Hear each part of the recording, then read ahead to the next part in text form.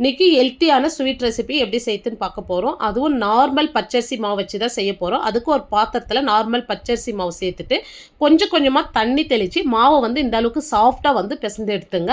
இப்போ இந்த மாவை வந்து இட்லி பாத்திரத்தில் சேர்த்து 10 நிமிஷத்துக்கு வேக வச்சு எடுத்துக்கலாம். இப்போ வேக வச்ச 2 நேந்திர பழம் சேர்த்துட்டு நல்லா மசிச்சு விட்ட பிறகு வேக வச்ச மாவும் சேர்த்துடலாம். இப்போ தேவையான அளவுக்கு உப்பு சேர்த்துட்டு நல்லா சூடான தண்ணி சேர்த்து கொஞ்சம் கொஞ்சமாக இந்த மாதிரி சாஃப்டாக பிசைந்து எடுத்துங்க.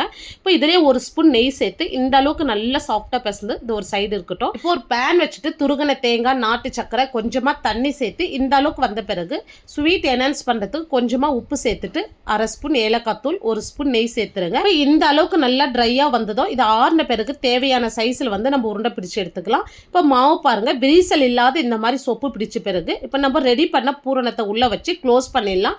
இதே மாதிரி எல்லாமே பண்ணிவிட்டு இப்போ நம்ம ஸ்டீமரில் வேக வச்சு எடுத்துக்க போகிறோம். இப்போ இதை வந்து 10 நிமிஷத்துக்கு வேக வச்சு எடுத்துக்கலாம். இப்போ ஹெல்த்தியான ஸ்வீட் ரெசிபி ரொம்ப சூப்பராக பண்ணியிருக்கோம். இந்த வீடியோ அளவுகளோட டீட்டெயிலாக பார்க்கணுன்னா இந்த ப்ளே பட்டனை கிளிக் பண்ணி பாருங்கள். இந்த வீடியோ பிடிச்சிருந்தால் லைக் பண்ணிட்டு சப்ஸ்கிரைப் பண்ணிடுங்க.